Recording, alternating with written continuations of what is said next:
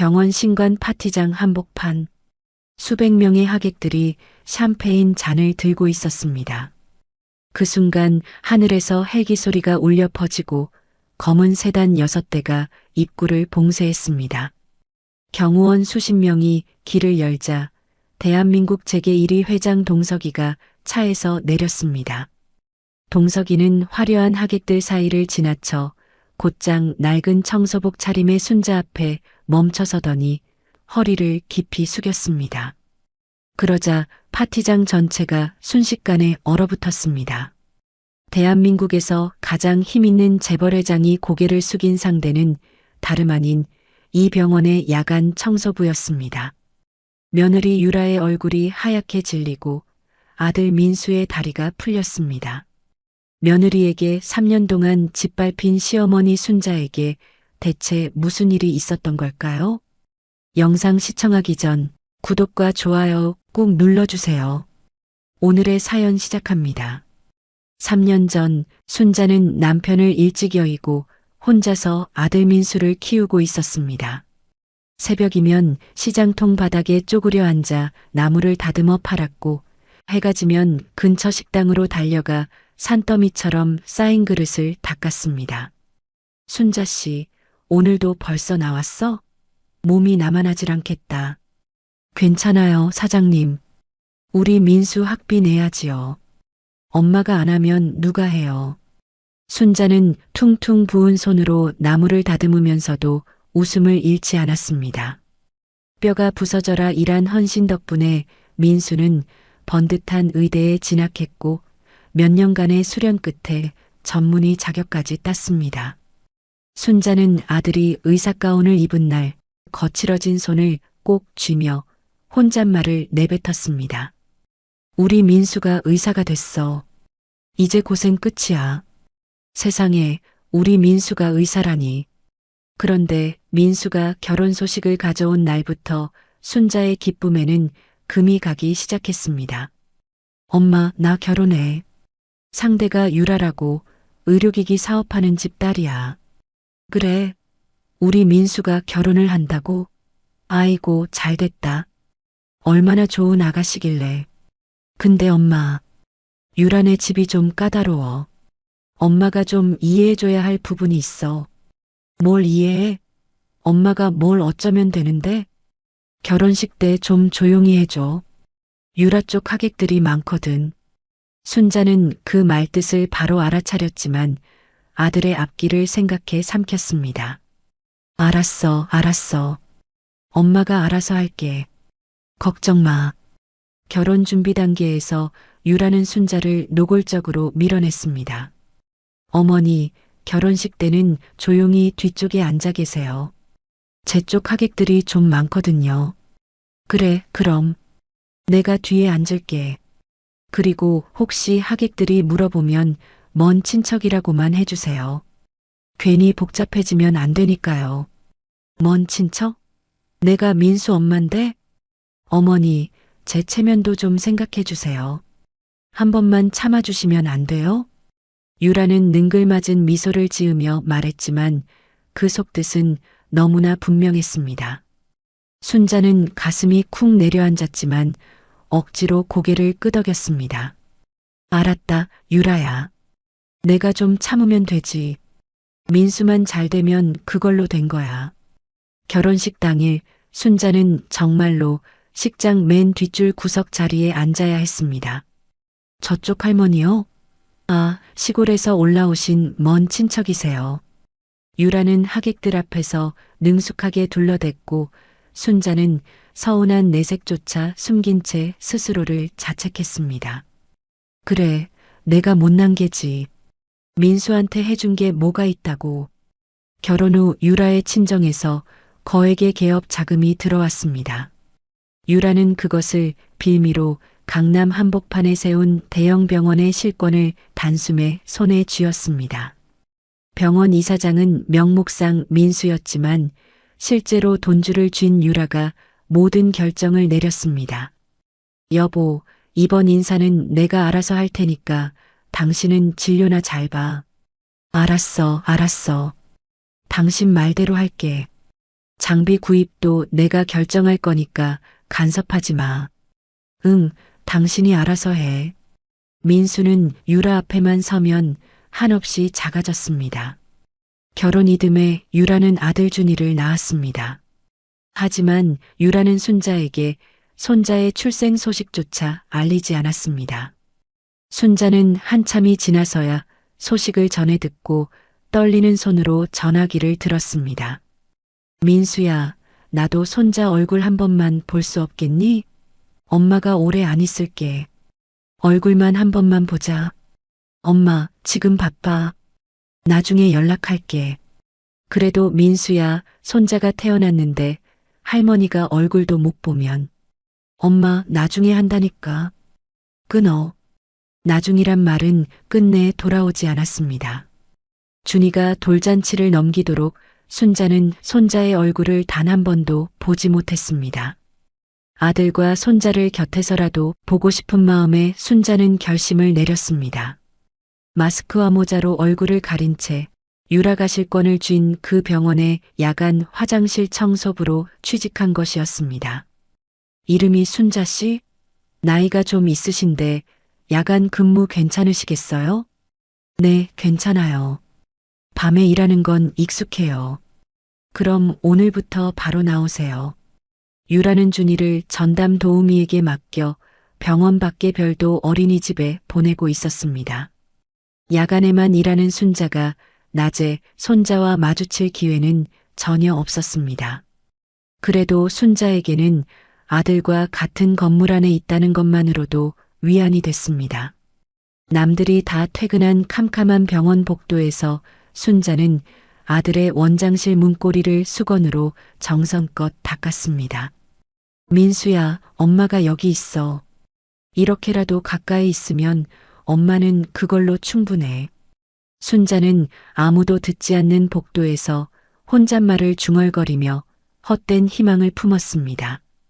청소부들의 얼굴 따위는 거들떠보지도 않던 유라였지만 어느 날 뜻밖의 일이 벌어졌습니다. 순자가 2층 복도를 닦다가 잠깐 숨을 고르며 마스크를 내린 순간 마침 야근을 마치고 나오던 유라와 정면으로 눈이 마주친 것이었습니다. 어머, 이게 누구야?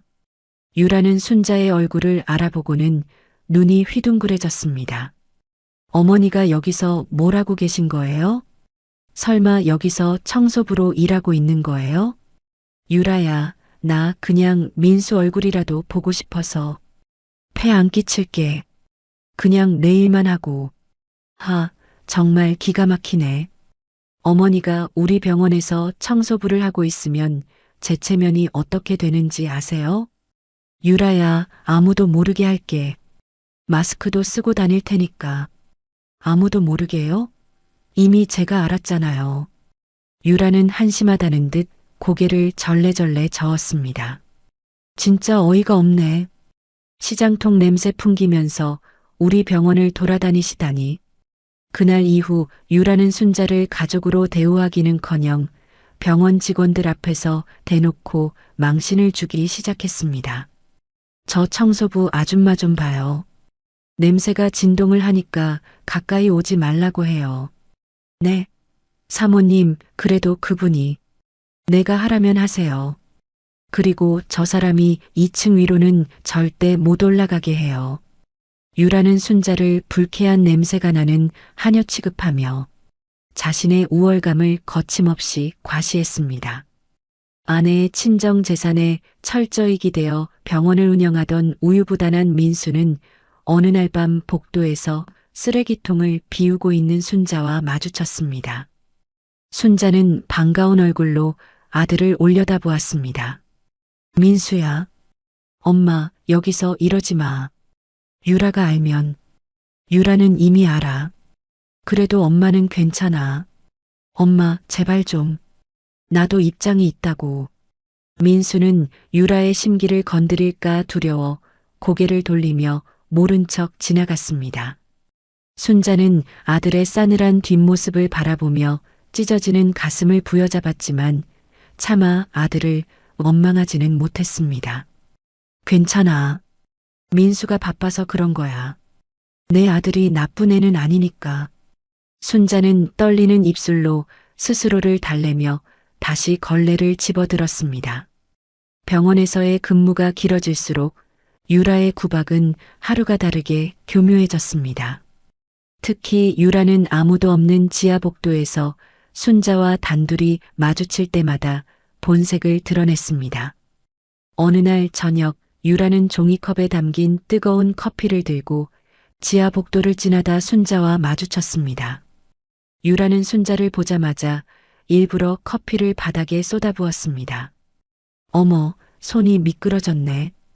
유라는 능청스럽게 웃으며 구석에 세워둔 걸레를 턱짓으로 가리켰습니다. 어머니, 바닥에 뭐가 묻었네요? 청소부시니까 당연히 닦으셔야죠? 유라야, 이건 내가 일부러. 일부러요? 제가요? 어머니, 피해의식이 너무 심하신 거 아니에요? 전 그냥 손이 미끄러진 건데. 유라의 입꼬리가 살짝 올라갔습니다. 순자는 한숨을 삼키며 아무 말 없이 관절염으로 퉁퉁 부은 무릎을 꿇고 바닥을 닦기 시작했습니다. 유라는 팔짱을 낀 채 그런 순자를 내려다보며 코를 찡그렸습니다. 어머니, 솔직히 시장통 냄새가 여기까지 진동을 하거든요. 2층에 올라오지 마시고 보이지 않는 지하 창고에나 박혀 계세요. 환자들한테 민원 들어오면 저도 곤란하니까요. 알겠다, 유라야. 순자는 고개를 숙인 채 낮은 목소리로 대답했습니다. 유라는 그 대답이 만족스러웠는지 뒤돌아서며 가볍게 웃었습니다. 네, 앞으로도 잘 부탁드려요, 어머니. 구두 소리가 멀어진 뒤에도 순자는 젖은 걸레를 꼭 움켜쥔 채 한참 동안 그 자리에서 일어나지 못했습니다. 그런데 이 장면을 멀리서 지켜보고 있는 사람이 있었습니다. 민수였습니다. 민수는 지하복도 모퉁이에서 어머니가 무릎을 꿇고 바닥을 닦는 모습을 분명히 보았습니다. 하지만 민수는 한 발짝도 다가가지 않았습니다. 슬그머니 몸을 돌려 진료실로 향했고 아무 일도 없었다는 듯 문을 닫아버렸습니다. 순자는 끓어오르는 설움을 삼키며 묵묵히 커피 자국을 지워냈습니다. 괜찮아. 이것도 참으면 돼. 내가 참으면 민수가 편한 거야. 이런 일이 한 번으로 끝났다면 좋았겠지만 유라는 틈만 나면 같은 짓을 반복했습니다. 어머니, 또 여기 뭐가 묻었네요. 어머니, 화장실 변기 좀 다시 닦으세요. 깨끗하게 안 됐거든요. 어머니, 오늘 야근이니까 3층 복도도 추가로 닦으세요. 다른 청소부가 빠졌거든요. 순자는 한마디 불평 없이 시키는 대로 했습니다. 그날 밤 야간 근무를 하던 간호사 수진이는 지하 창고 앞에서 혼자 쪼그려 앉아 있는 순자를 발견했습니다. 어머님, 여기서 뭐 하세요? 이 시간에 왜 여기 앉아 계세요? 응, 수진아. 잠깐 쉬는 거야. 어머님, 밥은 드셨어요? 얼굴이 너무 안 좋으세요. 밥은 먹었어. 걱정 마. 수진이는 순자의 눈가가 붉어져 있는 것을 놓치지 않았습니다.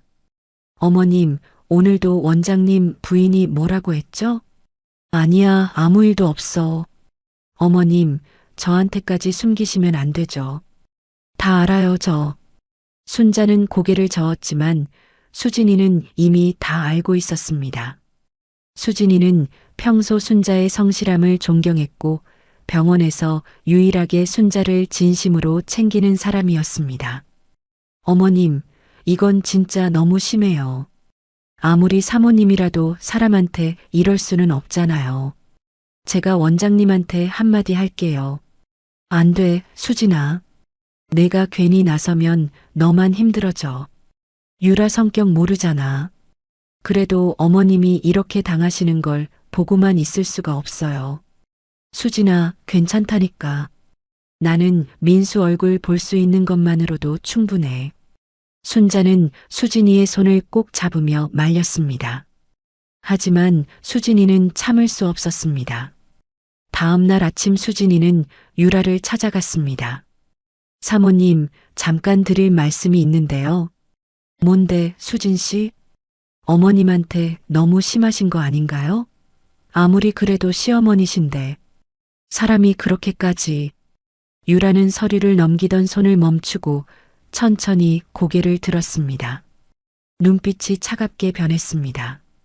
수진 씨, 지금 나한테 훈수를 두는 거야? 훈수가 아니라 사람 도리를 말씀드리는 겁니다. 사모님. 사람 도리? 아, 참. 수진 씨가 우리 집안 사정을 뭘 안다고 이래라 저래라야? 유라는 자리에서 일어나 수진이에게 한 걸음 다가섰습니다. 수진 씨, 딱 한 번만 말할게. 지금 여기서 계속 일하고 싶으면 입 다물고 맡은 일이나 잘해. 사모님, 아니면 내일부터 출근 안 해도 돼.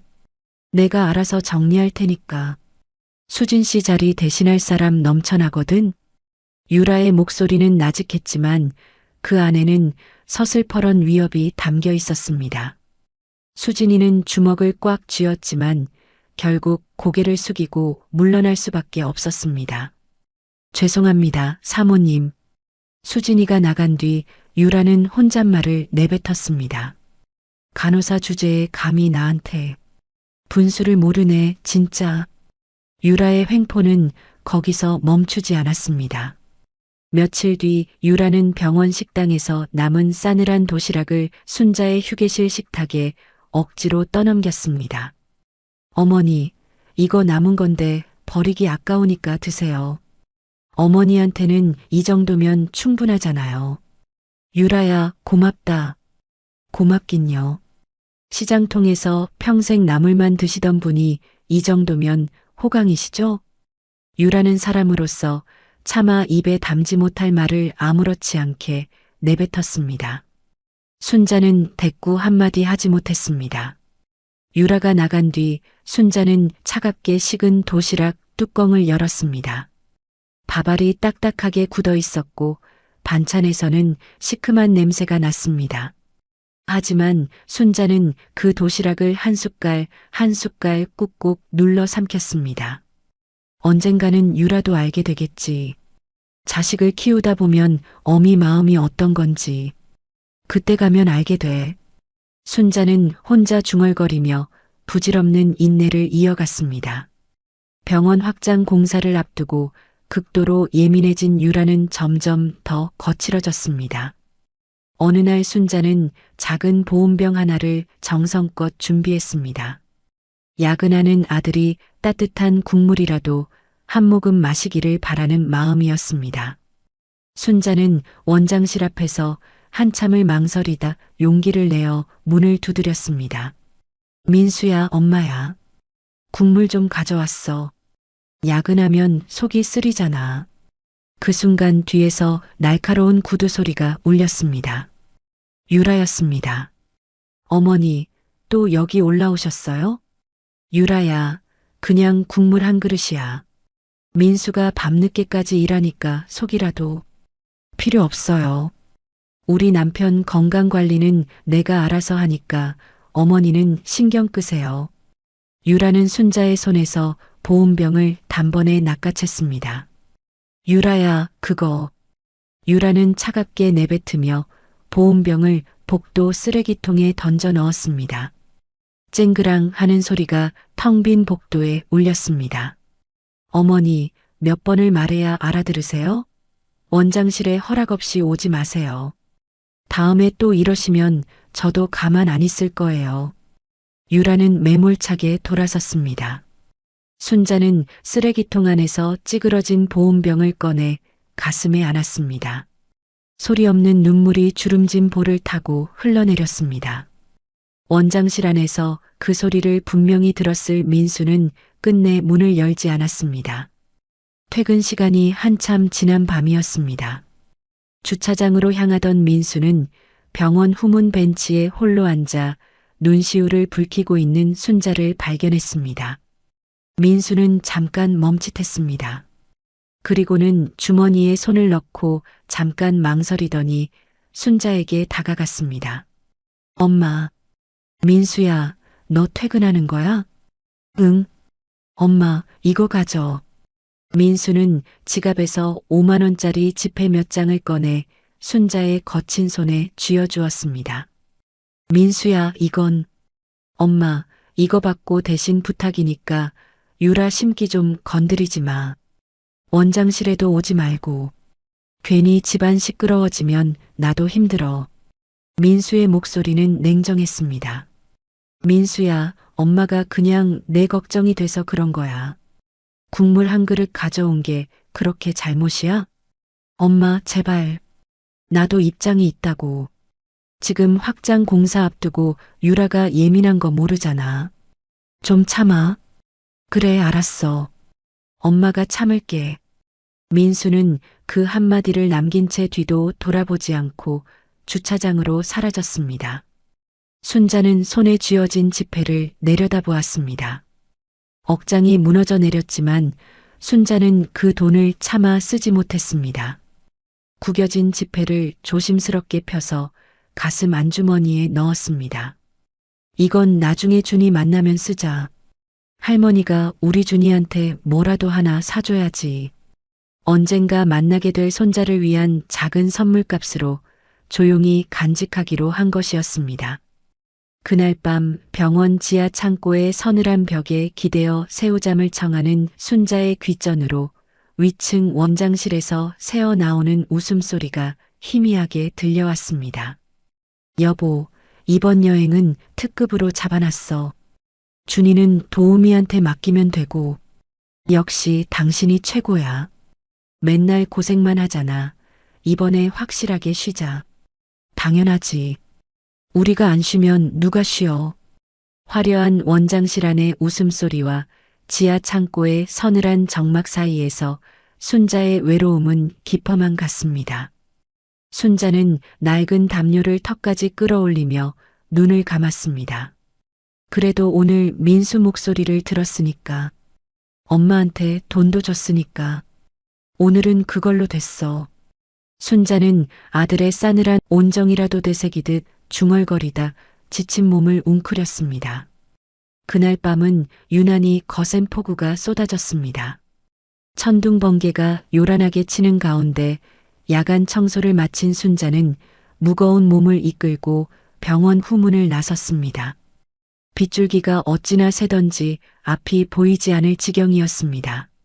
순자는 비닐 우산을 간신히 펼치며 고개를 숙인 채 발걸음을 재촉했습니다. 오늘따라 비가 왜 이렇게 쏟아지는 거야? 빨리 가야 하는데. 순자는 중얼거리며 병원 뒷골목으로 접어들었습니다. 그런데 쓰레기장 옆을 지나던 순자의 발걸음이 딱 멈췄습니다. 어둠 속에 사람 하나가 쓰러져 있었습니다. 어머, 세상에. 여기 사람이. 순자는 우산을 내팽개치고 후다닥 달려가 쓰러진 노인의 얼굴을 들여다보았습니다. 허름한 바람막이 점퍼에 낡은 운동화를 신은 노인이었습니다. 얼굴은 빗물에 젖어 창백했고 입술은 시퍼렇게 질려 있었습니다. 순자는 다급하게 노인의 코앞에 손등을 가져다 댔습니다. 숨이 쉴 것 같았습니다. 어르신, 어르신, 정신 차리세요. 눈 좀 떠보세요. 순자는 노인의 어깨를 흔들었지만 아무런 반응이 없었습니다. 큰일 났다. 이대로 두면 정말 큰일 나겠어. 사실 이 노인은 대한민국 재계 1위 대기업의 회장 동석이었습니다. 동석이는 평소 경호원들의 빈틈없는 호의를 부담스러워하며 종종 혼자 산책을 나서곤 했습니다.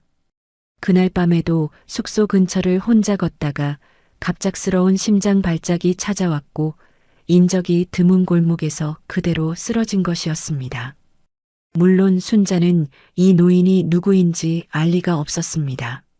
순자의 눈에 보이는 것은 빗속에서 숨이 꺼져가는 한 사람의 생명뿐이었습니다. 병원으로 가야 해. 여기서 가장 가까운 데가 민순의 병원이야. 순자는 단 1초의 망설임도 없이 왜소하고 굽은 자신의 등을 노인 앞에 내밀었습니다. 동석이의 몸은 순자보다 한참 컸고 묵직했습니다. 관절염으로 삐걱거리는 무릎이 비명을 질렀지만 순자는 이를 악물고 동석이를 등에 둘러엎었습니다. 어르신, 조금만 참으세요. 내가 지금 바로 병원으로 갈게요. 조금만 버텨요. 폭우를 뚫고 순자는 필사적으로 달렸습니다. 등에 엎인 동석이의 무게에 허리가 휘었고 고인 빗물에 발이 미끄러져 몇 번이나 넘어질 뻔했습니다. 그래도 순자는 멈추지 않았습니다. 조금만 더 가면 돼. 어르신, 제발 버텨주세요.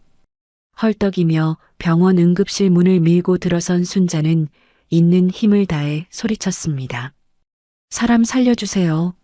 제발 이분 좀 살려주세요. 응급실 당직 간호사들이 놀라서 달려왔고 수진이도 그 소리를 듣고 뛰어왔습니다. 어머님, 이분 어디서 데려오신 거예요? 수진아, 뒷골목에 쓰러져 있었어. 숨이 거의 안 쉬어져. 제발 빨리 좀 봐줘. 수진이는 동석이의 상태를 확인하고는 얼굴이 굳어졌습니다. 어머님, 이분 상태가 많이 안 좋아요. 심장 쪽인 것 같은데 빨리 처치해야 해요. 그럼 빨리 해줘, 수진아. 제발. 수진이가 다급하게 응급 장비를 챙기려는 순간 복도 저편에서 날카로운 구두 소리가 울렸습니다. 응급실의 소란을 듣고 달려온 유라였습니다. 유라는 들것 위에 누운 동석이의 허름한 행색을 위에서 아래로 훑어보더니 인상을 팍 찌푸렸습니다. 이 사람 누구야? 이렇게 생긴 사람이 왜 우리 병원 응급실에 들어와 있어? 유라야, 이 어르신이 밖에서 쓰러져 있었어. 제발 좀 살려줘. 어머니, 이 사람 어디서 봐도 노숙자잖아요.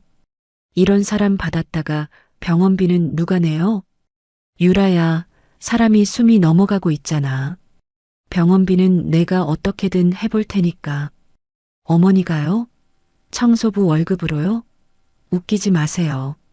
유라는 콧방귀를 뀌며 비웃었습니다. 수진이가 참다 못해 나섰습니다. 사모님, 응급 환자예요. 상태가 위급합니다. 일단 처치부터 해야 해요. 수진 씨, 내가 물어봤어? 돈도 없는 노숙자를 받았다가 병원비 떼이면 그건 누가 책임져? 설마 수진 씨가 물어낼 거야? 사모님, 그래도 사람 목숨이. 수진 씨, 내가 아까 뭐라고 했어? 입 다물고 맡은 일이나 하라고 했지? 또 나서면 진짜 각오해. 수진이는 입술을 깨물었습니다. 유라는 고개를 돌려 간호사들에게 지시했습니다. 당장 이 사람 밖으로 내보내. 우리 병원 물 흐리지 말고. 사모님, 밖에 비가 이렇게 오는데 그대로 내보내면. 내가 하라면 해. 왜 다들 말이 그렇게 많아? 그 순간 순자가 유라 앞에 무릎을 꿇었습니다. 퍽 하는 소리가 응급실 바닥에 울렸습니다. 유라야, 제발. 순자는 품속에서 낡은 통장 하나를 꺼냈습니다. 시장통 시절부터 평생 모아둔 전 재산이 든 통장이었습니다. 그리고 작업복 주머니에서 병원에서 받은 청소부 월급 봉투까지 꺼내 유라의 발밑에 내려놓았습니다. 여기 내 전 재산이야. 시장통에서 남을 팔아서 모은 돈이랑 여기서 받은 월급까지 다 줄 테니까 제발 이분만 살려줘. 어머니, 이 통장이 전 재산이에요? 여기 얼마나 들어있다고. 많지는 않아. 하지만 이게 내 전부야. 이거라도 낼 테니까 제발 이 어르신만 살려줘. 사람이 숨이 넘어가고 있단 말이야. 순자의 목소리가 갈라졌습니다. 거칠어진 손이 바닥 위에서 파르르 떨리고 있었습니다. 응급실에 있던 환자들과 간호사들이 그 광경을 지켜보고 있었습니다. 수진이는 목이 메어 고개를 돌렸고 다른 간호사들도 눈시울을 붉혔습니다. 저 할머니 좀 봐. 전 재산을 다 내놓으시네. 모르는 사람인데 저렇게까지 하시다니. 근데 저 사모님은 진짜 너무하는 거 아니야? 환자들의 수군거림과 원망스러운 시선이 유라에게로 쏠렸습니다. 유라는 주변의 비난 어린 시선을 의식했습니다. 이 자리에서 환자를 내보냈다간 다른 환자들 사이에서 소문이 돌 것이 뻔했습니다. 아, 진짜. 알았어요, 알았어요.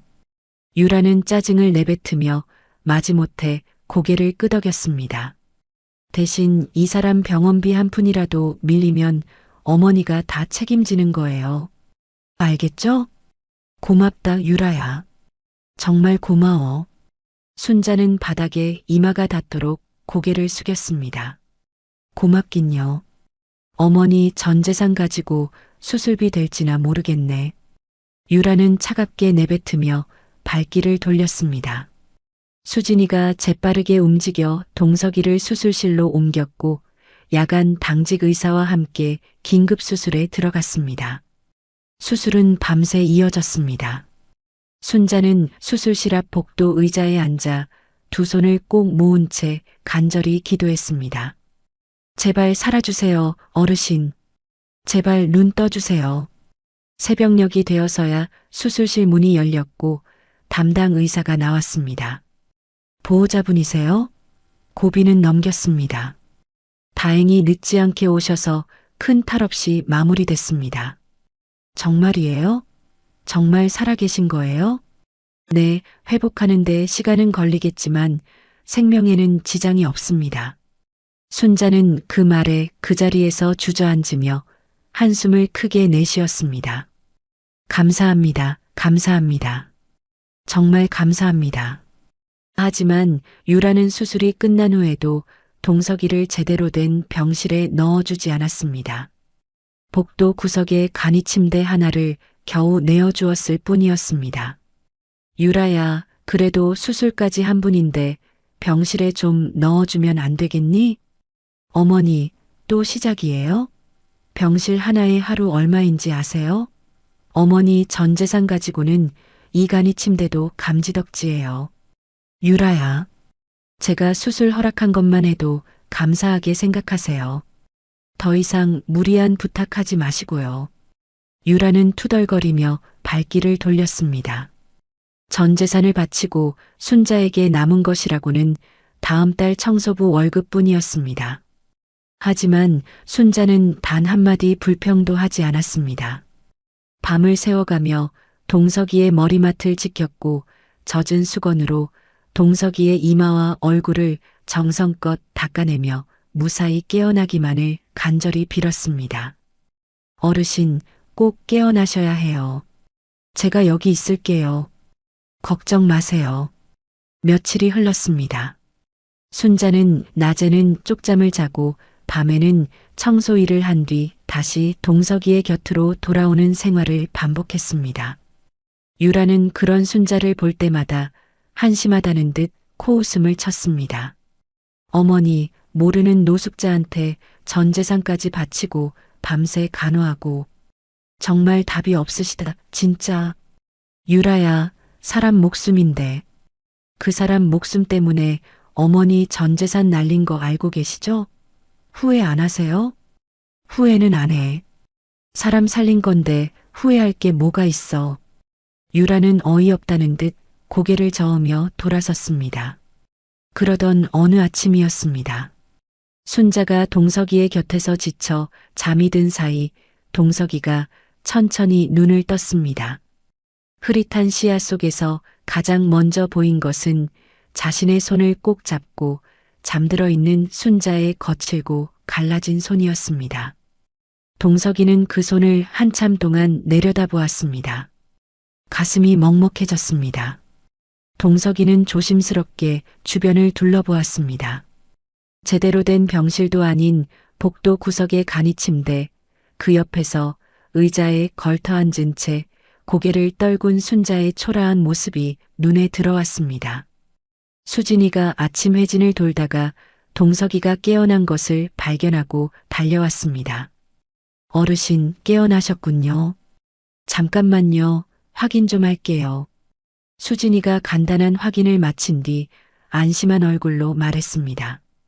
다행이에요, 어르신. 많이 좋아지셨어요. 동석이는 잠든 순자를 가리키며 조용히 물었습니다. 저분이 나를 여기로 데려온 거요? 네, 어르신. 저 어머님이 폭우 속에서 어르신을 등에 업고 뛰어오셨어요. 나를 등에 업었다고? 이렇게 작은 분이? 네. 그것뿐만이 아니에요. 전 재산까지 내놓으시면서 살려달라고 하셨어요. 평생 모으신 통장이랑 월급 봉투까지 다 내려놓으셨어요. 동석이의 눈에 뜨거운 것이 고였습니다. 전 재산을 내놓았다고? 모르는 사람을 위해서? 네. 어머님이 아니었으면 어르신 정말 큰일 날 뻔했어요. 이분이 여기서 무슨 일을 하시는 분이요? 야간 청소부로 일하고 계세요. 사실은 우리 병원 원장님 어머니신데. 수진이는 잠깐 망설이다 목소리를 낮추었습니다. 원장님 부인한테 좋지 않은 대우를 받고 계세요. 며느리한테 하녀 취급을 당하시면서도 아들 얼굴 보려고 여기서 일하시는 분이에요. 동석이의 눈빛이 달라졌습니다. 며느리한테 그런 대우를 받으면서도 모르는 사람을 살리려고 전 재산을 내놓았단 말이요? 네, 어르신. 동석이는 아무 말 없이 잠든 순자의 거친 손을 한참 동안 내려다보았습니다. 며칠 뒤 몸을 추스른 동석이는 이른 새벽 아무도 모르게 비서에게 연락을 취했습니다. 나다. 내가 입원해 있는 병원에 밀린 병원비가 있을 거다. 내 이름 밝히지 말고 익명의 후원자 명의로 전부 결제해라. 한 푼도 남기지 마. 네, 회장님. 바로 처리하겠습니다. 그리고 이 병원에 김순자라는 분이 야간 청소부로 일하고 있다. 이분에 대해 조용히 알아봐라. 가족관계, 병원에서 어떤 대우를 받고 있는지 빠짐없이 파악해. 단, 티내지 말고. 알겠습니다, 회장님. 전화를 끄는 동석이는 간이 침대 옆 작은 탁자 위에 짧은 편지 한 장을 남겼습니다. 그리고 순자가 잠든 사이 병원을 조용히 빠져나갔습니다. 아침에 눈을 뜬 순자는 동석이가 사라진 빈 침대와 탁자 위의 편지를 발견했습니다. 어머, 어르신? 어르신 어디 가셨어? 순자는 주변을 두리번거리다 편지를 집어들었습니다. 편지에는 단 2줄이 적혀 있었습니다. 반드시 은혜를 갚겠습니다. 부디 건강하십시오. 순자는 편지를 가슴에 꼭 안으며 중얼거렸습니다. 어르신이 무사히 나가신 거면 됐지. 살아계시다니 다행이야. 그걸로 된 거야. 그날 오후 유라는 재무팀으로부터 보고를 받았습니다. 사모님, 그 응급 환자분 병원비가 전액 결제됐습니다. 익명의 후원자 명의로요. 뭐? 그 노숙자 병원비를 누가 냈다고? 저희도 알 수가 없습니다. 익명이라서요. 유라는 잠깐 어리둥절한 표정을 지었지만 이내 손을 내저었습니다. 뭐, 결제됐으면 됐지. 알아서 처리해.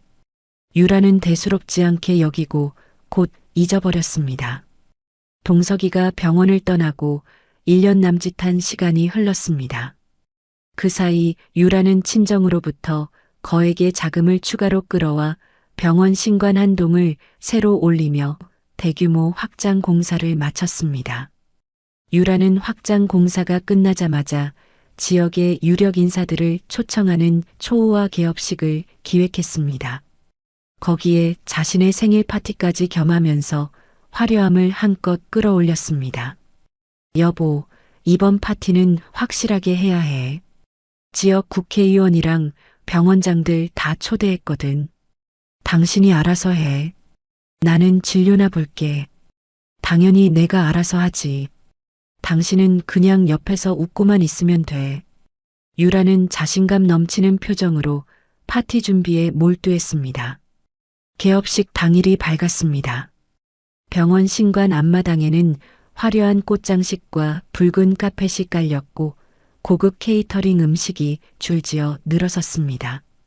초대받은 하객들은 유라의 손을 잡으며 축하 인사를 건넸습니다. 유라 씨, 정말 대단해요. 이 규모로 확장을 하시다니. 감사합니다. 앞으로 더 크게 키울 생각이에요. 역시 유라씨답네요. 사업 수완이 보통이 아니에요. 유라는 화려한 드레스를 입고 하객들의 찬사를 받으며 환하게 웃었습니다. 하지만 유라는 파티 준비 과정에서 한 가지 지시를 빠뜨리지 않았습니다. 오늘 파티장에 용역 직원들 출입 철저하게 통제해. 특히 야간 청소부 김순자, 그 사람은 근처에도 못 오게 해. 네, 사모님. 알겠습니다. 만약에 파티장 근처에 얼쩡거리면 바로 내보내. 알았지? 유라는 병원의 고급스러운 이미지를 위해 순자를 철저히 차단했습니다. 순자는 그날 아침 휴게실에서 경비팀의 통보를 받았습니다. 순자 씨, 오늘 파티가 있어서 이 구역 출입이 안 됩니다. 사모님 지시예요. 네, 알겠습니다. 순자는 고개를 끄덕이며 물러났습니다. 하지만 순자의 가슴 속에는 한 가지 소원이 있었습니다. 손자 준이를 한 번도 안아보지 못한 서러움이 사무쳐 며칠 밤을 새워 직접 짠 작은 스웨터가 순자의 품속에 들어 있었습니다. 준이한테 이것만 전해주면 되는데, 할머니가 만든 건데 한 번만 입혀보고 싶다. 순자는 한참을 망설였습니다. 유라의 차가운 얼굴이 떠올랐고 민수의 냉정한 목소리가 귓가에 맴돌았습니다. 하지만 손자를 향한 마음은 두려움보다 컸습니다. 한 번만 몰래 들어가서 이것만 전해주고 나오자. 순자는 마스크를 쓰고 모자를 깊이 눌러 쓴 채 스웨터를 작은 선물 상자에 담아 품에 안고 파티장 쪽으로 조심스럽게 발을 옮겼습니다. 파티장 뒤편 통로로 돌아간 순자는 경비원의 눈을 피해 안으로 들어갔습니다. 화려한 샹들리에 아래 웃고 떠드는 하객들 사이를 지나며 순자는 혹시 준이가 보이지 않을까 두리번거렸습니다. 준이 어디 있을까? 오늘은 도우미가 데리고 왔을 수도 있잖아. 그때 로비 한쪽에서 유라의 목소리가 들렸습니다. 오늘 준이는 도우미가 데리고 올 거야. 잠깐 얼굴만 보여주고 바로 데려가라고 했어. 순자의 심장이 뛰었습니다. 준이가 온다고? 오늘 정말 준이를 볼 수 있는 거야? 순자는 떨리는 마음을 안고 로비 구석에 몸을 숨긴 채 기다렸습니다. 그런데 그 순간 화려한 드레스를 입고 하객들 사이를 누비던 유라의 눈에 로비 구석에 서 있는 초라한 행색의 순자가 들어왔습니다. 유라는 순식간에 표정이 굳어졌습니다. 유라는 매섭게 다가왔습니다. 어머니, 여기서 뭐 하세요? 오늘 출입 금지라고 분명히 통보했잖아요. 유라야, 나 금방 갈게. 그냥 준이한테 이것만 전해주고. 순자는 품속에서 작은 선물 상자를 꺼내 들었습니다. 이게 뭔데요? 내가 며칠 밤 새워서 직접 짠 스웨터야. 준이 입히면 딱 맞을 거야. 이것만 전해주면 바로 나갈게. 유라의 얼굴이 일그러졌습니다. 어머니, 지금 장난해요? 이 자리에 얼마나 중요한 분들이 와 계신지 아세요? 유라야, 나 금방 나갈게. 이것만. 안 된다니까요. 유라는 수많은 하객들이 지켜보는 한가운데서 순자가 들고 있던 선물 상자를 바닥에 밀어냈습니다. 상자가 바닥에 떨어지며 뚜껑이 열렸고 순자가 정성껏 짠 작은 스웨터가 바닥 위에 나뒹굴었습니다. 어디서 청소부 노인네가 냄새를 풍기며 얼쩡거려요? 분위기 다 망치잖아. 유라의 날카로운 목소리가 파티장에 울려 퍼졌습니다. 하객들의 시선이 일제히 순자에게로 쏠렸습니다. 저 사람 누구야? 청소부래. 근데 왜 파티장에 들어온 거지? 수군거림 속에서 민수가 다급하게 달려왔습니다. 여보, 잠깐. 사람들 보고 있잖아. 그러니까 빨리 내보내야지. 여보, 뭐해? 경비원 안 불러? 민수는 사람들의 시선이 집중되자 당황하며 어머니를 보호하기는커녕 경비원들을 호출했습니다. 저기 이분 좀 밖으로 안내해 주세요. 민수야. 순자는 아들의 이름을 불렀지만 민수는 눈을 마주치지 않았습니다. 엄마, 제발. 지금은 안 돼. 나가 있어.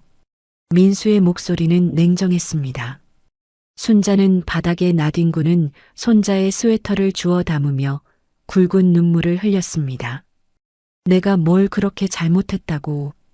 손자한테 스웨터 하나 전해주고 싶었을 뿐인데 평생을 바친 자식에게 철저히 외면당했다는 절망감에 순자의 어깨가 꺾이듯 무너져 내렸습니다. 유라는 경비원들을 재촉했습니다. 뭐해요? 빨리 내보내라니까. 하객들 보기 창피해서 못 살겠네. 경비원 2명이 순자의 양팔을 잡으려 다가오는 그 순간이었습니다. 머리 위로 엄청난 굉음이 파티장을 뒤덮었습니다. 뭐야, 저 소리 뭐야? 헬기잖아, 헬기. 하객들이 일제히 하늘을 올려다보았습니다. 거대한 헬기 한 대가 병원 앞마당 상공에서 호위하듯 맴돌고 있었습니다. 그와 동시에 병원 정문 쪽에서 묵직한 엔진 소리가 울려 퍼졌습니다. 검은 세단 행렬이 병원 정문을 가득 메우며 한 대씩 천천히 멈춰 섰습니다. 수십 명의 검은 정장 차림 경호원들이 차에서 내려 파티장 입구를 순식간에 봉쇄했습니다. 파티장 전체가 묵직한 긴장감에 휩싸였습니다. 저거 도대체 뭐야? 경호원만 수십 명이잖아. 누가 오는 거야? 헬기의 세단에. 이거 보통 사람이 아닌데. 하객들이 웅성거리는 가운데 중앙에 위치한 최고급 세단의 문이 천천히 열렸습니다. 단정한 정장 차림의 노신사 한 명이 위풍당당하게 걸어 나왔습니다. 순자는 눈물에 젖은 눈으로 세단에서 내리는 사람을 올려다보았습니다. 순자의 눈이 크게 떠졌습니다. 어르신? 다름 아닌 1년 전 순자가 빗속에서 전 재산을 바쳐 살려냈던 그 노인 동석이었습니다. 하지만 그날 밤 쓰레기장 옆에서 허름한 바람막이를 입고 쓰러져 있던 모습과는 완전히 달랐습니다. 수십 명의 경호원이 둘러싼 가운데 위험 있는 걸음으로 파티장을 향해 다가오는 동석이의 모습에 하객들의 입이 벌어졌습니다. 잠깐, 저 사람. 설마 동석 회장 아니야? 제게 일이? 맞아, 동석 회장이야. 웅성거림이 파티장을 가득 채웠습니다. 유라와 민수는 그 이름을 듣는 순간 얼굴이 하얗게 질렸습니다.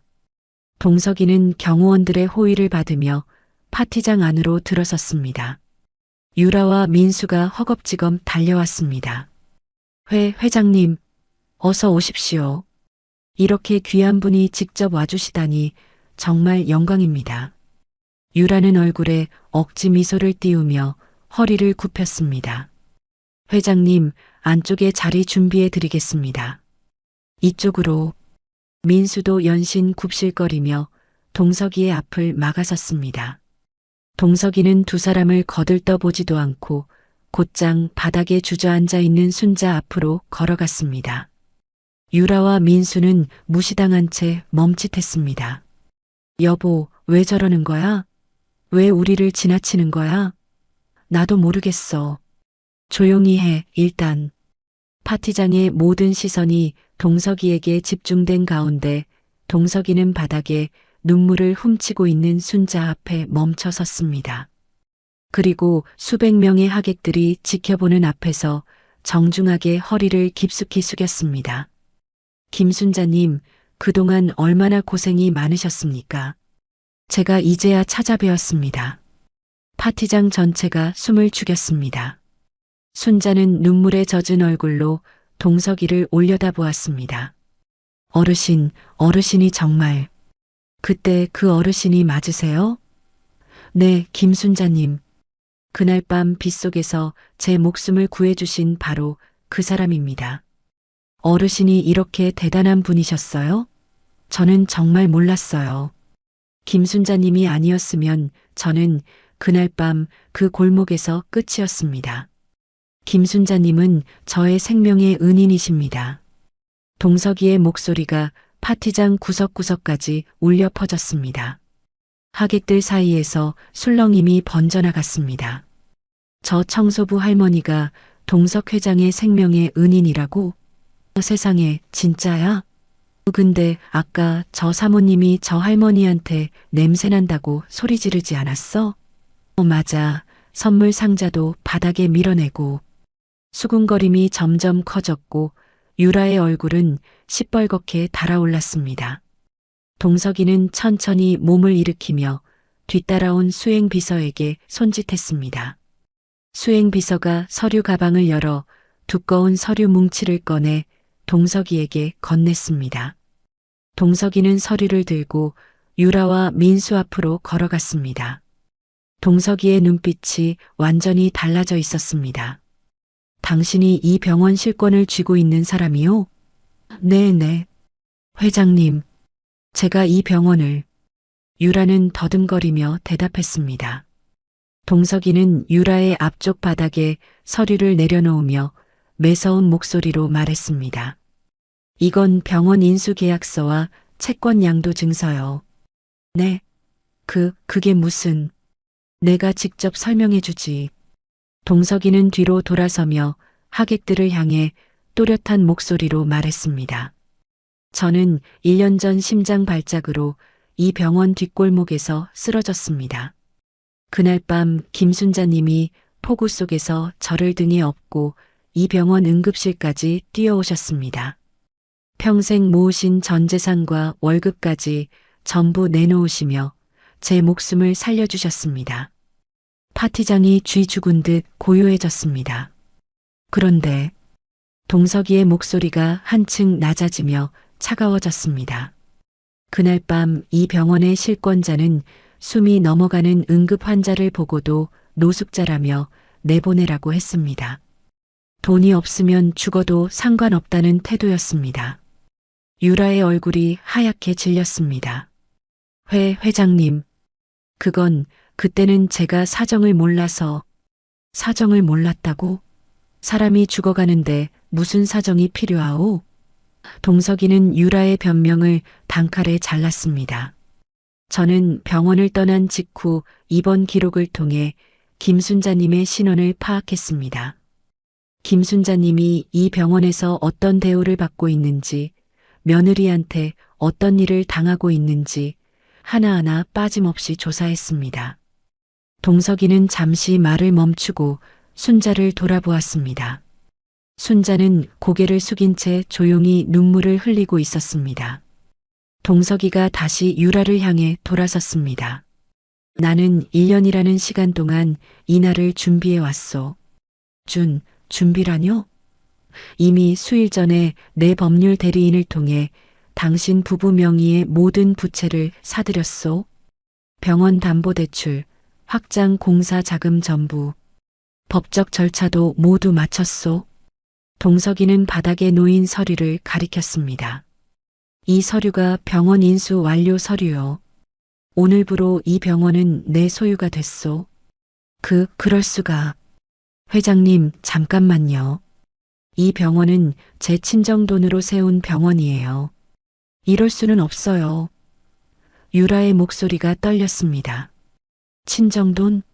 당신 친정에서 된 자금에 은행 대출이 몇 배가 더 붙었소. 그 대출 채권을 내가 전부 사들였으니 이 병원은 더 이상 당신 것이 아니오.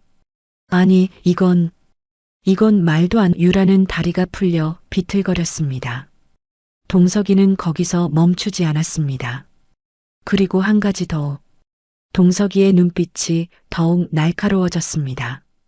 1년 전 김순자님이 응급 환자를 데려왔을 때 당신이 진료를 거부한 사실, 나는 그것까지 조사를 마쳤소. 응급 환자를 돈이 없다는 이유로 내보내라고 한 것은 명백한 법 위반이요. 그건 제가 그런 게 아니라 이미 보건당국에 고소장을 접수해둔 상태요. 유라의 얼굴에서 핏기가 완전히 사라졌습니다. 고소장이요? 생명의 은인에게 눈물을 흘리게 만든 당신 부부에게 나는 한치의 용서도 없소. 동석이의 선언에 파티장 전체가 얼어붙었습니다. 하객들은 숨소리조차 내지 못한 채 유라와 민수를 바라보았습니다. 하루아침에 모든 것을 잃게 된 유라는 동석이의 옷자락을 붙잡았습니다. 회장님, 제발 한 번만 용서해 주세요. 제가 잘못했습니다. 한 번만 봐주세요. 유라는 매달리며 울었지만 동석이는 싸늘한 표정으로 유라의 손을 뿌리쳤습니다. 용서는 내가 할 일이 아니오. 당신이 용서를 구할 사람은 저기 계신 김순자님이요. 민수가 순자에게 달려가 무릎을 꿇었습니다. 엄마, 나 잘못했어. 제발 엄마 한 번만 봐줘. 민수의 눈에서 눈물이 쏟아졌습니다. 순자는 무릎을 꿇은 아들을 내려다보았습니다. 3년 동안 모른 척했던 아들, 어머니가 모욕당하는 걸 보고도 문을 닫아버렸던 아들이 이제야 무릎을 꿇고 있었습니다. 순자는 이미 철저하게 돌아선 눈빛으로 아들을 바라보았습니다. 민수야, 엄마가 커피 닦으면서 무릎 꿇고 있을 때는 왜 안 왔어? 엄마가 쓰레기통에서 보온병 꺼내 안고 울고 있을 때는 왜 문을 안 열었어? 엄마, 지금 와서 무릎 꿇으면 다 되는 거야? 순자의 목소리는 담담했지만 그 안에는 3년간 쌓인 서러움이 고스란히 담겨 있었습니다. 민수는 고개를 들지 못했습니다. 동석이는 순자의 곁으로 다가가 조용히 말했습니다. 김순자님, 이제 더 이상 이곳에서 눈물 흘리실 일은 없을 겁니다. 동석이는 파티장 한쪽에서 지켜보고 있던 간호사 수진이를 불렀습니다. 수진이라고 했지? 수진이는 깜짝 놀라며 다가왔습니다. 네, 회장님. 저를 아세요? 내가 이 병원에 입원해 있을 때 정성껏 돌봐준 간호사가 당신이요. 그리고 김순자님이 힘들 때 유일하게 곁에서 지켜준 사람도 당신이라고 들었소. 수진이의 눈이 커졌습니다. 회장님이 그때 그 어르신이셨어요? 나는 선한 마음에는 반드시 보답하는 사람이요. 내가 운영하는 자선의료재단 산하에 봉사센터가 있어. 거기 운영 책임자 자리를 당신에게 맡기고 싶은데 어떻겠소? 저한테요? 수진이는 믿기지 않는 표정으로 동석이를 올려다보았습니다. 당신처럼 마음이 따뜻한 사람이 그 자리에 있어야 하오. 생각해 보시오. 감사합니다, 회장님. 정말 감사합니다. 수진이는 눈시울이 붉어진 채 고개를 깊이 숙였습니다. 동석이는 경호원들에게 지시했습니다. 저 두 사람을 정중하지만 단호하게 파티장 밖으로 안내해라. 경호원들이 유라와 민수에게 다가갔습니다. 이쪽으로 나가주십시오. 싫어요. 놓으세요. 이 병원은 내 병원이라고. 유라는 발버둥을 쳤지만 경호원들은 묵묵히 유라를 밖으로 안내했습니다. 민수는 아무런 저항도 하지 못한 채 고개를 떨군 채로 파티장을 나섰습니다. 하객들은 하루아침에 빈손이 된 두 사람을 향해 싸늘한 시선을 보냈습니다. 그러게, 시어머니한테 그렇게 하면 안 되는 거야. 자기 엄마를 청소부로 부려먹다니. 쯧쯧. 아까 냄새난다고 소리치던 거 봤지? 꼴 좋다, 진짜. 수군거림이 유라와 민수의 등 뒤로 쏟아졌습니다. 동석이는 순자에게 다가가 조심스럽게 손을 내밀었습니다. 김순자님, 이제 일어나십시오. 순자는 떨리는 손으로 동석이의 손을 잡고 천천히 일어섰습니다. 어르신, 저는 그냥 사람 목숨이 위험하니까 살린 거예요. 이렇게까지 해주시면 제가 어떻게... 김순자님, 저의 목숨을 구해준 김순자님의 은혜는 평생 잊지 않고 반드시 갚겠습니다. 동석이는 모든 하객들이 보는 앞에서 또 한 번 정중하게 허리를 숙였습니다. 동석이는 순자를 자신의 최고급 세단으로 정중히 안내했습니다. 경호원이 세단의 문을 열었고 동석이는 순자가 먼저 타도록 손짓했습니다. 김순자님 타십시오. 오늘부터 제가 김순자님의 남은 평생 불편함이 없도록 모시겠습니다. 어르신, 정말 괜찮으세요? 저는 그냥 청소부인데. 청소부든 뭐든 상관없습니다. 김순자님은 제 생명의 은인이십니다. 순자는 눈물을 훔치며 세단에 올라탔습니다. 세단이 천천히 출발했고 경호원 차량들이 뒤를 따랐습니다. 하늘에서는 헬기가 호위하듯 세단 위를 따라 움직였습니다. 가장 화려해야 할 개업식 파티장에는 유라와 민수의 절망적인 한숨만이 텅 빈 복도에 공허하게 울려 퍼졌습니다. 화려한 꽃장식과 붉은 카펫 위에 남겨진 것은 두 사람의 무너진 세상뿐이었습니다. 동석이가 병원을 인수한 뒤 상황은 걷잡을 수 없이 빠르게 돌아갔습니다. 병원과 함께 담보로 잡혀있던 강남의 고급 아파트마저 채권자들에게 넘어갔습니다. 유라의 친정에서 된 자금에 은행 대출이 몇 배나 더 붙어 있었고 그 대출 채권을 동석이가 전부 사들인 이상 유라와 민수에게 남은 것은 아무것도 없었습니다. 여보, 이게 어떻게 된 거야? 아파트까지 뺏긴다고? 유라야, 아파트가 병원 대출 담보로 잡혀 있었잖아. 채권자가 바뀌었으니까. 그걸 왜 이제야 말해? 그럼 우리 지금 갈 데가 어디야?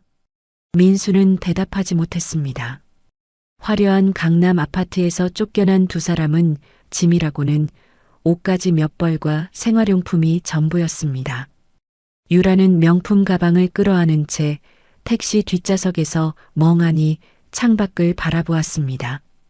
택시가 멈춘 곳은 낡고 비좁은 달동네의 단칸방 앞이었습니다. 여기가 어디야? 여보, 여기서 살라는 거야? 유라야, 지금 우리 형편에 여기라도 다행이야. 다행이라고? 내가 여기서 살라고? 유라는 단칸방 문을 열고 안을 들여다보더니 주저앉았습니다. 벽지는 곳곳이 들떠 있었고 화장실 수도꼭지에서는 물이 찔끔거리며 새고 있었습니다. 내가 이런 데서 살게 될 줄은 꿈에도 몰랐어. 유라는 떨리는 손으로 얼굴을 감싸며 울었습니다. 민수는 아무 말 없이 짐을 방 안으로 옮겼습니다. 유라야, 일단 짐부터 정리하자. 짐을 정리해서 뭘 어쩌겠다는 거야? 여보, 우리 친정에 연락해볼까? 아빠한테 사정 얘기하면. 유라야, 너네 아버지한테 이미 연락했어. 뭐라고 하셨는데? 민수는 한참 동안 뜸을 들이다 입을 열었습니다. 장인어른이 그러셨어.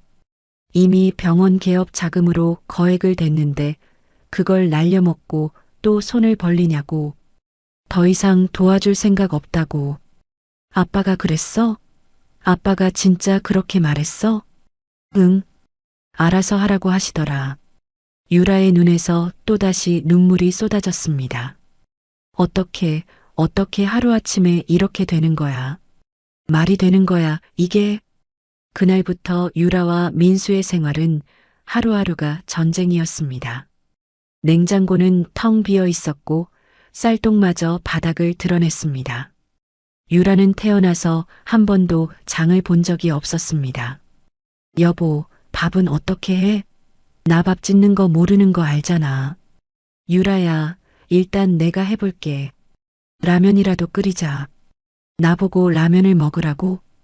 유라는 울먹이며 라면 봉지를 내려다보았습니다. 평생 온실 속 화초처럼 살며 남을 무시하기만 했던 유라에게 이 생활은 견딜 수 없는 고통이었습니다. 극심한 스트레스를 이기지 못한 유라는 결국 쓰러졌습니다. 유라야, 정신 차려. 민수가 다급하게 유라를 부축해 동네의 작은 의원으로 달려갔습니다. 선생님, 제 아내가 갑자기 쓰러졌습니다. 많이 지치셨네요. 스트레스가 극심하신 것 같습니다. 일단 수액 맞고 안정을 취하셔야 해요. 감사합니다, 선생님. 진료가 끝난 뒤 민수는 접수대 앞에서 발걸음이 멈췄습니다. 진료비가 얼마예요? 수액이랑 진료비 합해서 5만 원입니다. 민수는 텅 빈 지갑을 뒤지다 고개를 숙였습니다. 죄송한데 다음에 가져다 드려도 될까요? 접수대 직원은 한숨을 쉬며 고개를 끄덕였습니다. 다음에 꼭 갚으세요. 병원비마저 밀리는 형편이 된 것이었습니다. 상황은 더 나빠졌습니다. 동석이가 접수한 고소장 때문에 민수는 응급의료법 위반 혐의로 수사를 받고 있었습니다. 여보, 오늘 또 조사받으러 가야 해? 응. 몇 번째인지 모르겠다. 대체 언제까지 이러는 거야? 나도 몰라, 유라야. 수사를 받고 있다는 사실이 의료업계에 퍼지면서 어떤 병원에서도 민수를 채용하려 하지 않았습니다. 이력서를 넣어도 연락이 안 와. 수사받고 있다는 말만 나오면 다들 고개를 젓더라. 그럼 어떡해? 우리 뭘로 먹고 살아? 민수는 한참 동안 말이 없다가 입을 열었습니다. 유라야, 내가 공사 현장 일을 알아봤어. 뭐? 공사 현장? 여보, 당신 의사잖아. 의사가 공사 현장에서 일한다고? 지금 의사로 일할 수 있는 데가 없어. 유라 약값이랑 밀린 이자 갚으려면 당장 돈이 필요해. 여보, 걱정 마. 몸 쓰는 일이라고 못할 건 없잖아. 민수는 다음날 새벽부터 공사 현장에 나갔습니다. 시멘트 포대를 나르고 벽돌을 옮기고 철근을 묶었습니다. 의사의 섬세한 손은 금세 거칠어졌고 허리는 삐걱거렸습니다. 야, 새로운 사람. 그렇게 느리면 안 돼. 빨리빨리 움직여. 네, 알겠습니다. 민수는 고개를 숙인 채 무거운 짐을 날랐습니다. 쌀쌀한 겨울바람을 맞으며 무거운 시멘트 포대를 어깨에 짊어지던 민수의 머릿속에 어머니 순자의 모습이 스쳐 지나갔습니다. 시장통에서 나물을 팔고 식당에서 그릇을 닦던 어머니, 병원 지하 복도에서 커피를 닦으며 무릎을 꿇고 있던 어머니. 엄마가 이런 기분이었구나. 매일 이렇게 힘들었던 거구나. 민수는 시멘트 가루가 묻은 얼굴 위로 뜨거운 것이 흘러내리는 것을 느꼈습니다. 그제야 어머니가 얼마나 힘든 고통 속에서 자신을 키워냈는지 뼈저리게 깨달았습니다. 한편 동석이의 저택에서 최고급 대우를 받으며 지내게 된 순자는 넓은 방과 푹신한 침대, 매끼 차려지는 따뜻한 밥상 앞에서도 마음이 편하지 않았습니다. 순자님, 식사 준비됐습니다. 고마워요. 근데 나 혼자 이렇게 많이 먹어도 되는 거야? 회장님이 부족한 거 없이 챙기라고 하셨습니다.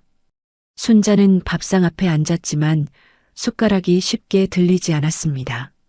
부족함 없는 생활 속에서도 자식들의 몰락 소식에 밤마다 남몰래 눈시울을 적셨습니다. 민수는 밥을 제대로 먹고 있을까? 유라는 아픈 데는 없을까? 준이는 잘 지내고 있을까? 순자는 어둑한 방 안에서 혼잣말을 중얼거렸습니다. 어느 날 동석이의 집사가 조심스럽게 순자에게 전했습니다. 순자님, 소식을 하나 들었는데요. 무슨 소식? 며느리 되시는 분이 병에 걸려 동네 작은 의원에서 진료를 받고 있답니다. 아드님 되시는 분은 공사 현장에서 일하고 계시고요. 순자의 숟가락이 멈췄습니다. 유라가 아프다고? 민수가 공사 현장에서 일한다고? 네, 순자님. 순자는 밥상을 물리고 방으로 들어갔습니다. 어미로서의 깊은 걱정과 괴로움에 빠져 시름시름 앓기 시작했습니다. 아무리 내한테 못되게 굴었어도 자식인데, 민수는 내 아들인데, 동석이는 순자의 아픈 마음을 단번에 눈치챘습니다. 김순자님, 얼굴이 많이 안 좋으십니다. 어르신 괜찮아요. 별거 아니에요. 김순자님, 저한테 숨기지 마십시오. 자식들 걱정이시죠? 순자는 한참 동안 말이 없다가 고개를 끄덕였습니다. 어르신, 그래도 그 애들이 제 자식인데. 유라가 아프다는 소리를 들으니까 가슴이. 김순자님, 만약 자식들을 용서하고 싶으시다면 제가 언제든 힘을 써서 도와드리겠습니다. 김순자님이 원하시는 대로 하겠습니다. 동석이는 조심스럽게 제안했습니다. 하지만 순자는 단호하게 고개를 저었습니다. 어르신, 고마운 말씀이지만 아직은 안 돼요. 왜 그러십니까? 그 애들이 밑바닥에서 자기들이 얼마나 오만했는지 스스로 깨달아야 해요. 내가 먼저 손 내밀면 그 애들은 또 변하지 않을 거예요. 김순자님, 어르신, 제가 버틸게요. 그 애들이 진짜로 반성할 때까지는 절대 먼저 손 내밀지 않을 거예요. 순자는 굳게 마음의 문을 닫았습니다. 하지만 며칠 뒤 순자의 굳은 다짐을 무너뜨리는 소식이 들려왔습니다. 순자님, 손자 준이가 부모 형편이 어려워져서 제대로 된 밥을 못 먹고 있다고 합니다. 준이가? 우리 준이가 밥을 못 먹고 있다고? 순자의 얼굴이 하얗게 변했습니다. 우리 준이가 무슨 잘못이 있다고? 그 어린 것이 밥을 못 먹어? 순자는 그날 밤 잠을 이루지 못했습니다. 눈을 감으면 한 번도 안아보지 못한 손자의 얼굴이 아른거렸습니다. 결국 순자는 늦은 밤 몰래 집을 빠져나와 달동네 단칸방 주변을 서성였습니다. 골목길은 어둡고 좁았습니다. 순자는 모퉁이에 몸을 숨긴 채 단칸방의 작은 창문을 올려다보았습니다. 희미한 불빛이 새어나오고 있었습니다. 창문 너머로 보이는 풍경에 순자의 가슴이 찢어졌습니다. 병으로 야윈 유라가 얇은 이불을 덮고 누워 있었고 민수는 아내의 손을 쥔 채 소리 죽여 울고 있었습니다. 유라야, 미안해. 내가 돈을 더 벌어올게. 조금만 참아. 여보, 괜찮아. 나는 괜찮으니까 당신이 무리하지 마.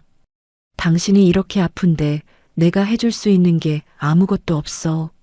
내가 무슨 의사야. 민수의 울먹이는 목소리가 창문 틈으로 흘러나왔습니다.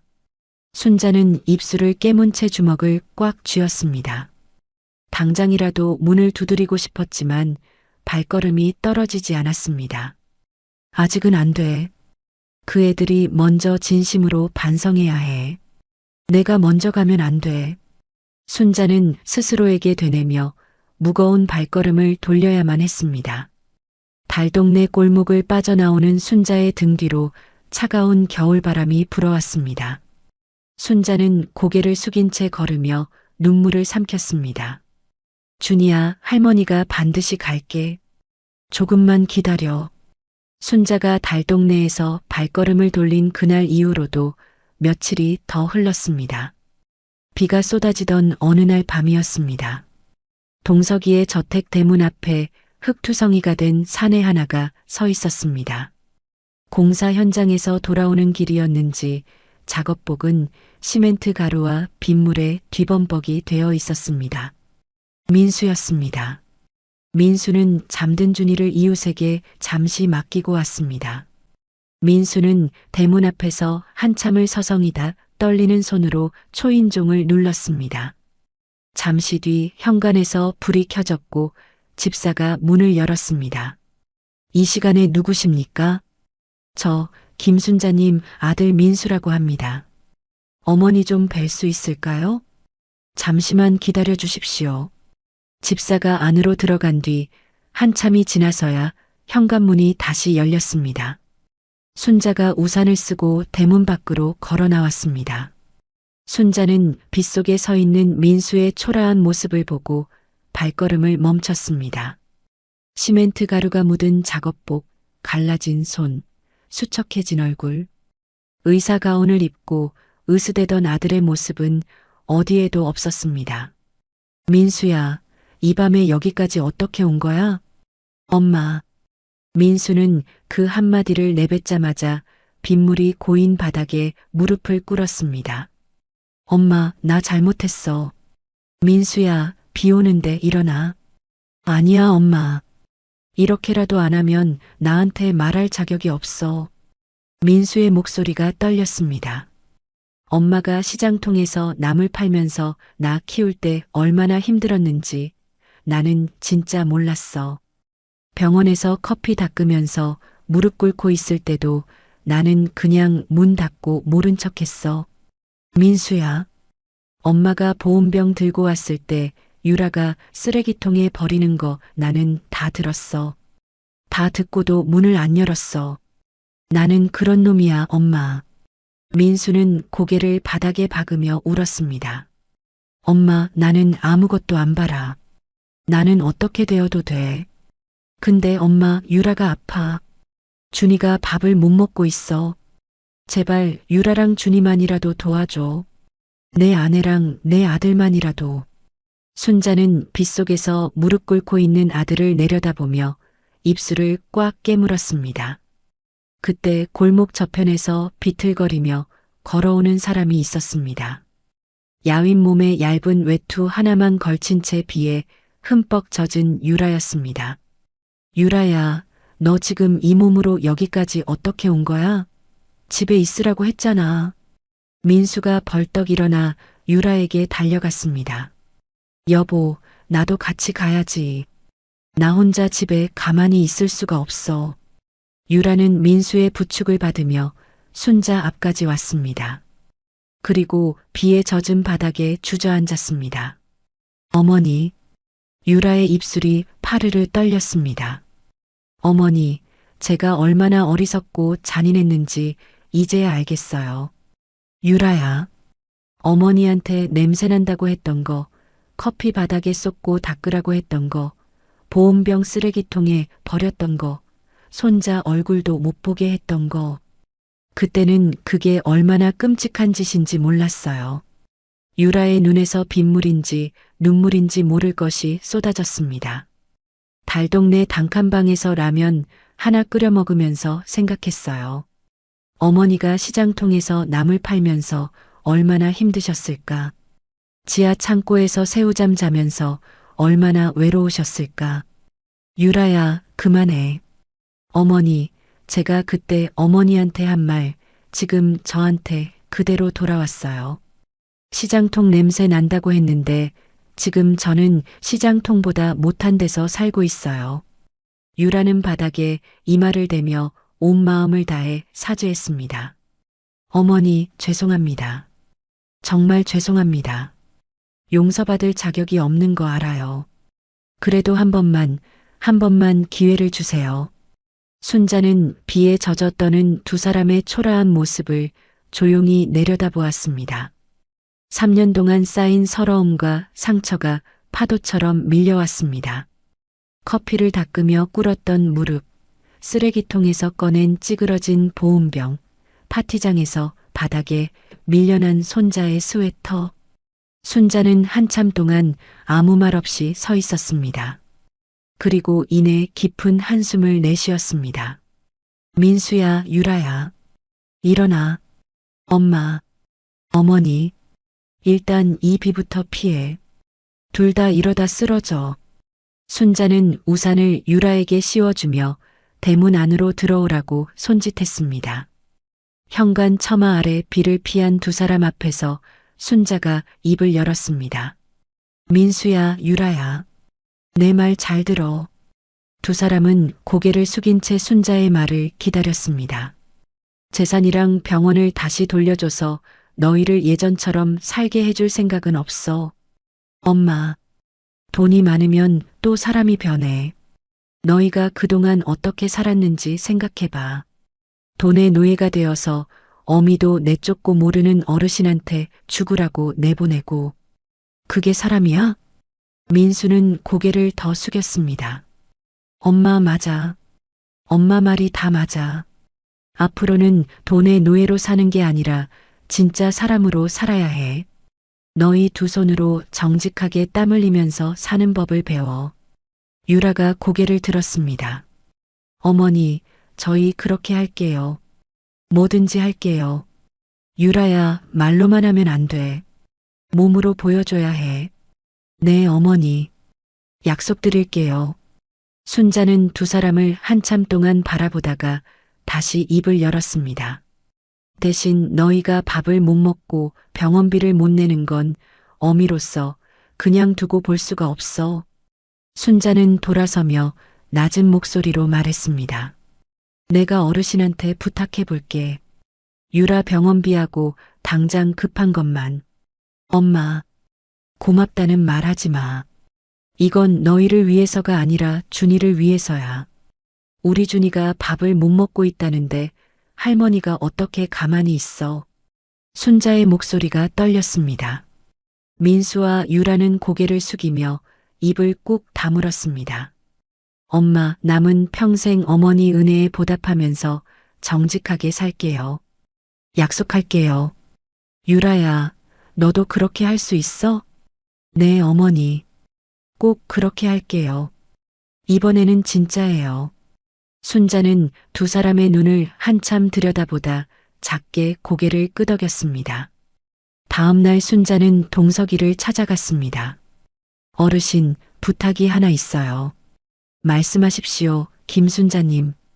유라가 동네 의원에 밀려둔 병원비가 있어요. 그거하고 당장 급한 생활비만 좀 도와주실 수 있을까요? 제 이름은 빼고 모르는 사람이 낸 것처럼 해주세요. 김순자님이 원하시는 대로 하겠습니다. 그리고 어르신, 한 가지 더요. 순자는 잠깐 망설이다 입을 열었습니다. 그 고소 말이에요. 유라한테 접수하신 거. 그거 취하해 주실 수 있으세요? 동석이는 순자를 물끄러미 바라보았습니다. 김순자님, 정말 그래도 되겠습니까? 그 사람이 김순자님한테 한 짓을 생각하면. 알아요, 어르신. 그래도 그 애가 반성하고 있어요. 비 맞으면서 바닥에 무릎 꿇고 울더라고요. 제발 한 번만 봐주세요. 동석이는 한참 동안 생각하다 고개를 끄덕였습니다. 김순자님의 간곡한 부탁을 받아들여 고소를 취하하겠습니다. 감사합니다, 어르신. 정말 감사합니다. 순자는 깊이 고개를 숙였습니다. 동석이가 고소를 취하하고 더 이상 처벌을 원하지 않는다는 뜻을 밝히자 검찰은 유라에 대해 더 이상 벌을 내리지 않는 처분을 내렸고 민수에 대한 수사도 마무리되었습니다. 그로부터 몇 달이 지났습니다. 건강을 조금씩 회복한 유라는 어느 날 아침 작은 가방을 하나 들고 집을 나섰습니다. 여보, 나 오늘부터 일 나가. 유라야, 어디서 일하게 된 거야? 시장통 식당. 그릇 닦는 일이야. 민수는 놀란 얼굴로 유라를 바라보았습니다. 유라야, 내가 시장통 식당에서? 여보, 어머니가 그러셨잖아. 두 손으로 정직하게 땀 흘리면서 사는 법을 배우라고. 나 어머니가 일했던 그 시장통 식당에 가려고.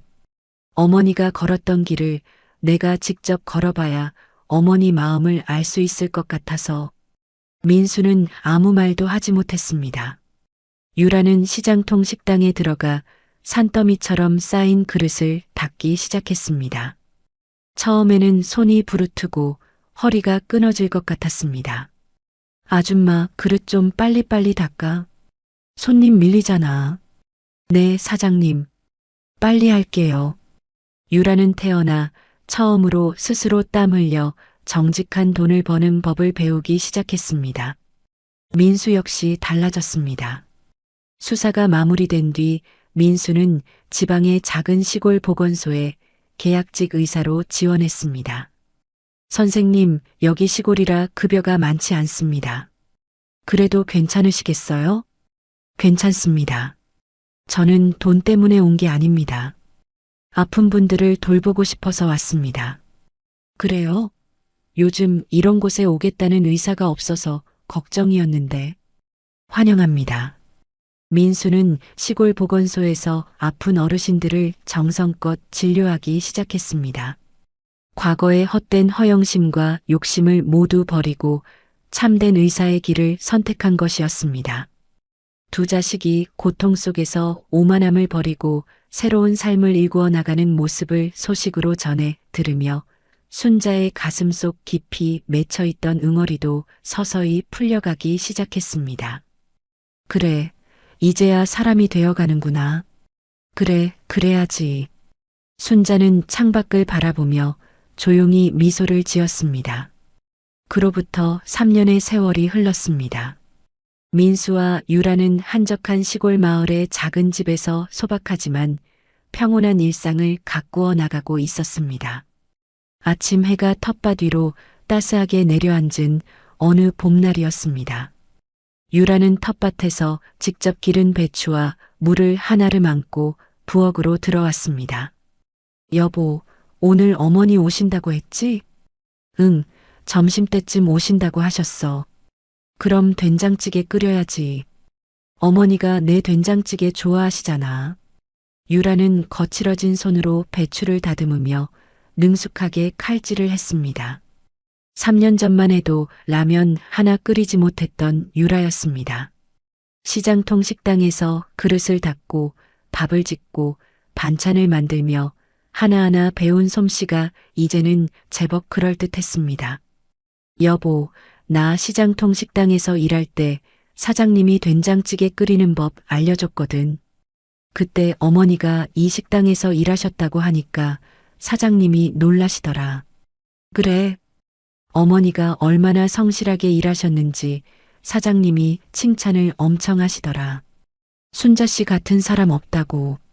민수는 유라의 말에 잠깐 멈칫했습니다. 엄마가 거기서 그릇 닦으면서 내 학비 벌었는데 그때 나는 그게 얼마나 힘든 건지 몰랐어.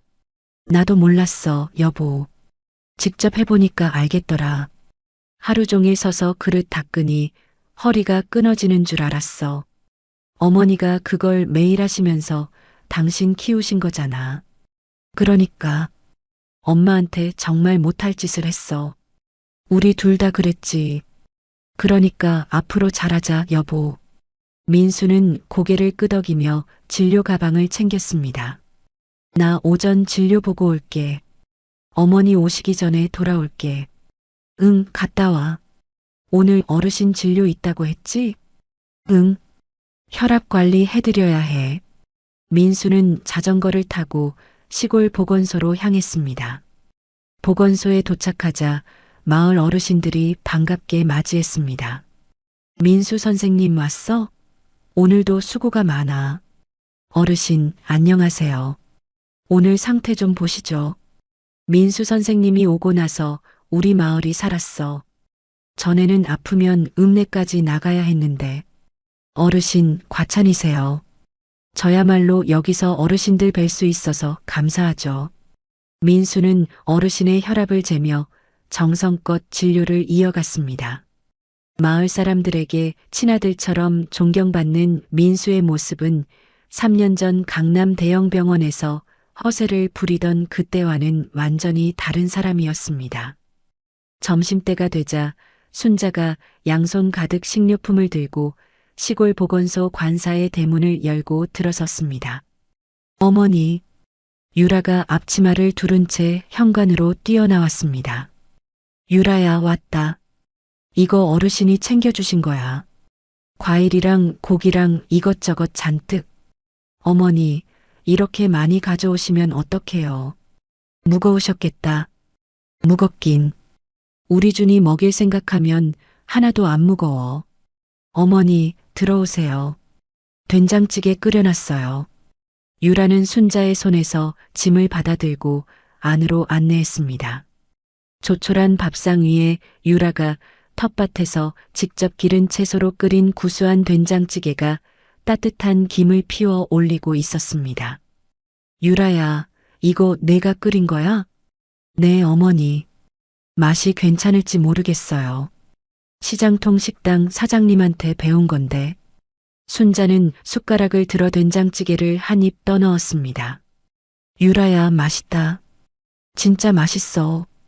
정말요, 어머니? 응. 내가 그 식당에서 일할 때 끓이던 맛이야. 어쩜 이렇게 똑같이 끓였어? 유라의 얼굴에 환한 미소가 번졌습니다. 어머니가 맛있다고 하시니까 저도 기뻐요. 유라는 거칠어진 자신의 손으로 직접 지은 밥을 순자의 숟가락 위에 조심스럽게 올려주었습니다. 순자는 며느리의 정성스러운 밥을 입에 넣으며 환하게 웃었습니다. 그때 현관문이 열리며 민수가 들어왔습니다. 엄마 왔어? 민수야, 어서 와. 밥 먹자. 엄마, 오는 길에 힘들지 않았어? 내가 모시러 갈 걸 그랬네. 힘들긴. 어르신이 차 태워주셨어. 괜히 걱정하지 마. 민수는 어머니 옆에 앉아 밥상을 받았습니다. 엄마, 오늘 보건소에서 이장님 어르신 진료 받는데 혈압이 많이 안정됐어. 그래, 잘 됐네. 우리 민수가 정성껏 돌봐드리니까 어르신들이 좋아하시지. 엄마, 여기서 어르신들 진료하면서 느끼는 게 많아. 예전에 강남에서 돈만 보고 일했을 때는 몰랐던 게 여기서는 다 보여. 그게 진짜 의사야, 민수야. 돈 많이 버는 게 의사가 아니라 아픈 사람 곁에 있어주는 게 진짜 의사지. 엄마 말이 맞아. 민수는 고개를 끄덕이며 밥을 떠넣었습니다. 식사를 마친 뒤 순자는 마당에 나와 앉았습니다. 따스한 봄 햇살이 마당을 가득 채우고 있었습니다. 그때 보건소 뒤편에 차 한 대가 몰래 멈춰 섰습니다. 동석이었습니다. 동석이는 차 안에서 내리지 않은 채 창문 너머로 마당에 앉아있는 순자와 밥상을 치우는 유라, 진료 가방을 정리하는 민수의 모습을 지켜보았습니다. 회장님, 안 내리십니까? 비서가 조심스럽게 물었습니다. 아니, 오늘은 여기서 보는 것만으로 충분하다. 동석이는 흐뭇한 표정으로 창밖을 바라보았습니다. 저 가족이 저렇게 되기까지 얼마나 힘들었겠나. 이제야 제 모습을 찾은 거지. 동석이는 잠시 생각에 잠기다 비서에게 말했습니다. 내가 운영하는 자선의료재단 시골지역 의료봉사를 총괄하는 지부장 자리가 있지? 네, 회장님. 그 자리를 훗날 민수한테 맡길 생각이다. 민수 씨한테요? 김순자님이 몇 번이나 사정하셨다. 자기 아들이 진짜 반성했으니 기회를 한 번만 달라고. 내가 직접 보니 진짜로 달라졌더군. 알겠습니다, 회장님. 동석이는 고개를 끄덕이며 조용히 결심을 굳혔습니다. 한편 순자가 마당에서 쉬고 있을 때 수진이가 보건소 앞마당으로 걸어 들어왔습니다. 어머님, 수진아, 내가 웬일이야? 어머님, 이 근처에 봉사활동이 있어서 왔다가 들렀어요. 수진이는 동석이의 자선의료재단 산하봉사센터를 이끌며 어려운 이웃을 돌보는 일에 보람을 느끼고 있었습니다. 어머님, 얼굴이 많이 좋아지셨어요. 여기 공기가 좋으니까 그런가 봐요.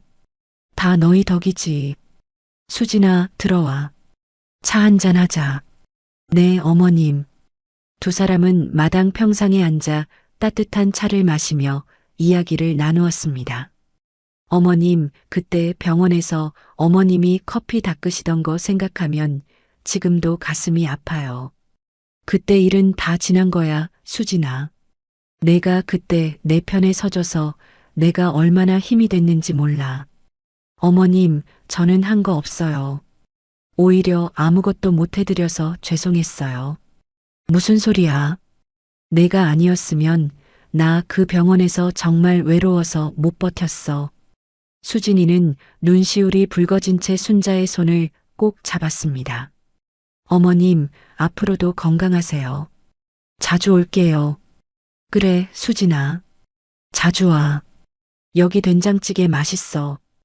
유라가 끓인 건데 제법이야. 정말요? 유라 씨가요? 그래. 사람이 많이 변했어. 두 사람은 지난날의 고생을 웃으며 되돌아보았습니다. 해가 기울어갈 무렵 마당에서 작은 발소리가 들렸습니다. 훌쩍 자란 준이가 학교 가방을 메고 달려오고 있었습니다. 할머니, 준이야, 우리 준이 왔어? 준이는 순자의 품에 쏙 안겼습니다. 순자는 손자를 꼭 껴안으며 눈을 감았습니다. 3년 전에는 얼굴도 한번 보지 못했던 손자가 이제는 할머니 품에 안겨 제잘거리고 있었습니다. 할머니, 나 오늘 학교에서 그림 그렸어. 그래, 우리 준이가 뭘 그렸는데? 준이는 가방에서 도화지 한 장을 꺼내 수줍게 내밀었습니다. 이거 우리 가족 그린 거야. 도화지 위에는 삐뚤빼뚤한 선으로 그려진 5사람이 있었습니다. 할머니, 아빠, 엄마, 그리고 자기 자신, 옆에는 키가 큰 노신사가 한 명 더 서 있었습니다. 할머니, 이게 할머니고, 이게 아빠, 이게 엄마, 이게 나야. 그리고 이건 동석 할아버지. 동석 할아버지까지 그렸어? 응. 동석 할아버지가 맨날 맛있는 거 보내주잖아. 우리 가족이지. 순자는 도화지를 받아들고 한참 동안 바라보았습니다. 도화지 속 가족들은 모두 활짝 웃고 있었습니다. 우리 준이가 이렇게 예쁜 그림을 그렸어. 할머니가 이거 보물로 간직할게. 순자는 손자의 머리를 쓰다듬으며 환하게 웃었습니다. 유라와 민수가 마당으로 나왔습니다. 준이야, 손 씻고 와. 할머니랑 같이 간식 먹자. 네, 엄마. 준이가 안으로 뛰어들어간 뒤 민수가 순자 옆에 앉았습니다. 엄마, 고마워. 뭐가 고마워? 다 고마워. 그때 포기하지 않고 기다려줘서, 우리한테 기회를 줘서. 민수야, 엄마가 언제 너를 포기한 적 있어? 한 번도 없어. 알아, 엄마. 이제는 알아. 유라도 순자 옆에 다가와 앉았습니다. 어머니, 저도 감사해요. 어머니 아니었으면 저는 아직도 그 오만한 사람 그대로였을 거예요. 유라야, 이제 됐어. 지금 이렇게 살고 있는 거면 충분해. 순자는 아들과 며느리를 번갈아 바라보며 고개를 끄덕였습니다. 비록 과거처럼 화려한 아파트나 큰 병원은 없지만 서로의 아픈 상처를 보듬고 아껴주는 지금의 삶이 순자와 민수 그리고 유라에게는 세상에서 가장 큰 축복이었습니다. 준이가 간식을 들고 다시 마당으로 뛰어나왔습니다. 할머니, 같이 먹자. 그래, 우리 준이. 같이 먹자. 가족들의 환한 웃음소리가 작고 조용한 시골집 마당을 넘어 따스한 봄 햇살 속으로 퍼져나갔습니다. 오늘의 이야기 어떻게 들으셨나요? 순자의 이야기는 진짜 가족이 무엇인지를 돌아보게 합니다. 평생을 바쳐 키운 아들에게 외면당하면서도 모르는 사람의 목숨을 위해 전 재산을 내놓았던 순자의 마음은 결국 헛되지 않았습니다. 돈과 욕심에 눈이 멀었던 민수와 유라도 밑바닥에서 비로소 어미의 마음을 깨달았습니다. 화려한 병원 대신 작은 시골집 마당에서 웃는 가족의 모습이 진짜 행복이 아닐까요? 이야기를 끝까지 들어주신 분이 계시다면 잘 들었다고 댓글 하나만 남겨주세요. 사연TV는 오늘 하루도 여러분의 마음에 사랑과 행복이 가득하길 바랍니다. 감사합니다.